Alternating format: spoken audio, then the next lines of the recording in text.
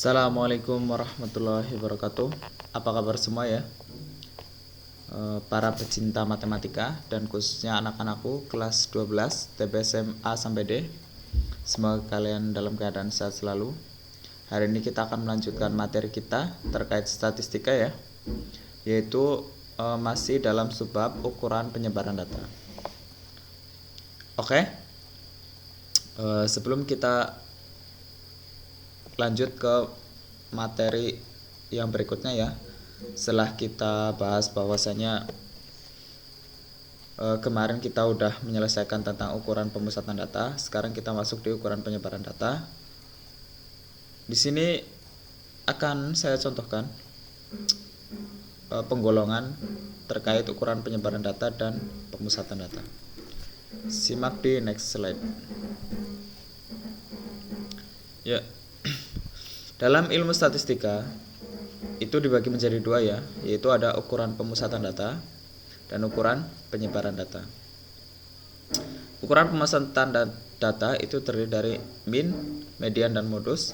Sedangkan ukuran penyebaran data itu salah satu jenisnya ada kuartil, ada desil, dan persentil, ada ragam, variansi, dan simpangan baku. Sebenarnya terkait ukuran penyebaran data itu banyak, lebih dari 4 ya, ada set score dan sebagainya. Cuma tidak kita bahas di sini. Kita gunakan sesuai apa yang biasa kalian gunakan di suatu penelitian. Misalkan kalian nanti melanjutkan studi, maka kalian sangat membutuhkan yang namanya statistika ini. Seperti itu ya. Terus ukuran pemusatan data minggu lalu kita udah bahas sampai di modus ya, yaitu data yang sering paling banyak muncul, baik data tunggal maupun data kelompok. Terusan kita ada punya median atau nilai tengah. Terus kita ada lagi mean itu X bar simbolnya. Terus kita istilahkan sebagai rata-rata. Sekarang kita masuk penyebaran data satu persatu ya, pelan-pelan agar kalian paham. Itu kuartil. Dari asal katanya saja kuartil, kita tahu bahwasanya kuad itu 4 ya, maka kuartil itu membagi data menjadi 4 kelompok. Seperti itu ya. Desil menjadi 10, persentil menjadi 100 ya. Ya. Sekarang kita next ke slide berikutnya. Kita lihat seperti apa sih kuartil itu. Ya, untuk kuartil data terkelompok itu dirumuskan seperti ini ya. Yang saya kasih warna merah, QI sama dengan TB ditambah I per 4 kali N dikurangi frekuensi kumulatif per frekuensi kelas kuartil dikali P itu panjang kelas tentu. Jadi kuartil itu data dibagi 4 terdiri dari Q1, Q2, dan Q3 yang disimbolkan dengan I di sini. TB itu apa? Tepi bawah kelas QI. Seperti itu ya. Sama seperti di modus sebelumnya. Terus FK frekuensi kumulatif sebelum kelas QI, dan FKI frekuensi kumulatif kelas QI, dan P interval kelas atau panjang kelas, N banyaknya data.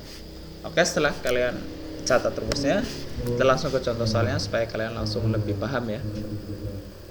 Nah, perhatikan kuartil data terkelompok ya. Kita ada punya suatu data seperti ini udah dikelompokkan.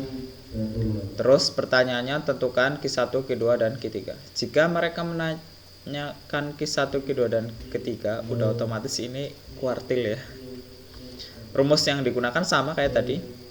TB I per 4 kali N kurang FK per FKI kali P atau panjang kelas. Oke.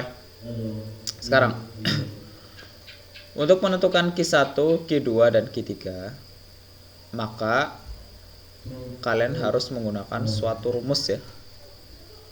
Ya, sekarang kita lihat yang pertama, Q1 dulu. Kalian lihat ini, ada 3 warna berbeda. Ada warna merah, ada warna kuning, dan ada warna hijau ya.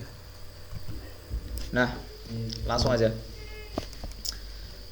Sebelum kita menggunakan rumus QI sama dengan TB plus I per 4 kali N dikurangi FK per FKI dikali P, maka hal utama kita harus menentukan letak dari Q1-nya dulu.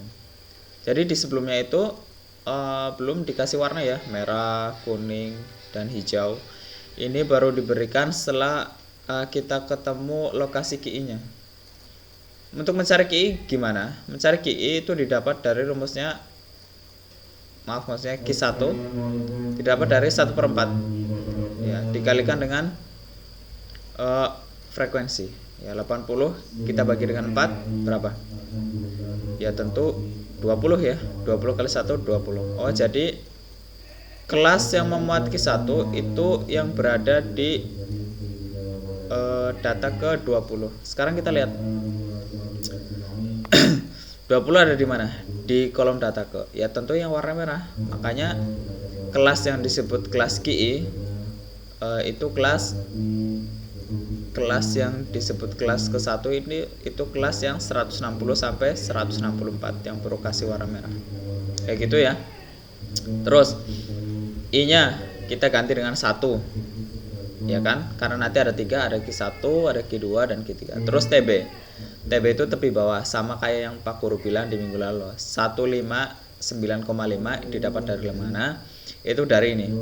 Batas bawah kelas Q1 ditambah dengan batas atas kelas sebelumnya, terus dibagi 2. Atau 160 tambah 159 kalian jumlahkan dibagi 2. Itu hasilnya 159,5. Paham ya? Terus I/4, I-nya apa? I-nya kita ganti dengan 1 karena kita cari Q1. 1/4 dikali N. N itu banyaknya data. Banyak data kita lihat di frekuensi ada 80. Terus kita kurangi dengan FK. FK itu sebenarnya frekuensi kumulatif sebelum kelas QI. Perhatikan, lihat. Frekuensi kumulatif itu kita ambil dari data ke tapi yang sebelah kanan. Jadi ada 7, 19, 35, 59, 74 dan 80. Kayak gitu ya. Maka FK di sini ya. Perhatikan yang di Pak Guru kasih kuning ini. Kotakan kuning. Ini ada FK, ini maksudnya frekuensi kumulatif di kelas sebelumnya, kelas Q1. Ya, kalian lihat frekuensi kumulatif kan ini, Pak Guru jelaskan.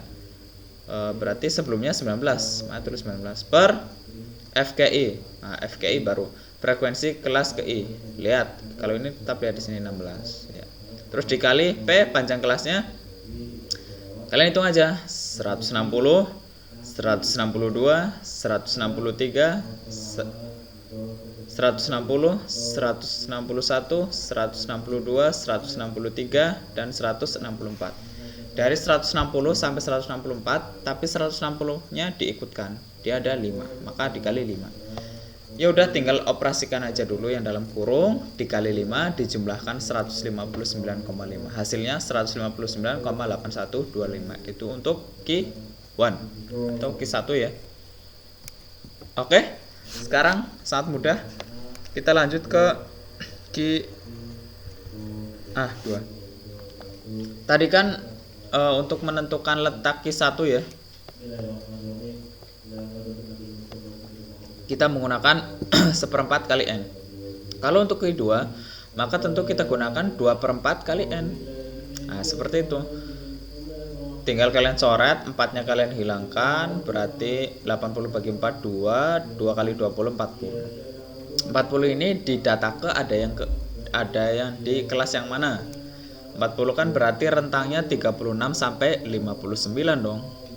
Nah, maka disinilah itu letak Q2. Kayak gitu ya. Terus rumusnya sama, setelah kalian dapat daripada letak Q2-nya, tinggal kalian operasikan sesuai rumus saja. I-nya ganti dengan 2 dan seterusnya, inilah hasilnya. Seperti itu ya. Terus termasuk untuk Q3, berarti Q1 tadi 1/4, Q2 2/4, Q3 itu 3/4. 3/4 dikalikan N 80, maka 60. Kalian lihat data keberapa, kelas keberapa yang memuat data ke 60, yaitu kelas ke 170 sampai 174. Ini letak Q3. Terus kalian masukkan lagi rumus seperti tadi, gampang. Terus operasikan dulu yang ada di dalam kurung ini tentu ya 3/4 380 dan seterusnya kali 5 dijumlahkan dengan hasil akhir berapa? 169,5. Jadi hasil akhirnya 169,83. Terus kayak gini, mungkin gampang ya Pak Koro? Iya gampang karena kita udah menggunakan rumus. Biasanya data itu cuma kita dikasihkan cuma data, kolom data dan kolom frekuensi. Kolom data ke itu enggak dikasih. Kita cari sendiri. Caranya gimana? Gampang. Jika frekuensinya 7, maka dia akan berawal dari 1 sampai 7. Setelah 7 berapa? 8. 8 kalian tambah dengan 12. Nah, kayak gitu. 8 9, 10, 11, 12, 13, 14, 15, 16, 17, 18, 19. 8-nya diikutkan ya. 8, 9, 10, 11, 12, 13, 14, 15, 16, 17, 18, 19. Kayak gitu. Maka di sini 19. Terus di bawahnya berapa? Setelah 19, 20. 20 tambahkan 16, tapi 20-nya ikut dihitung. Jadi 35. 35 setelahnya yaitu 36. 36 ditambahkan dengan 24. Maka menghasilkan 59. 36-nya ikut dihitung ya. Terus 60 ditambahkan 15. 74-nya ikut dihitung ya. Ya seperti itu dan seterusnya sampai yang paling akhir. Oke? Sangat mudah materinya. Jika belum paham silakan videonya kalian ulangi.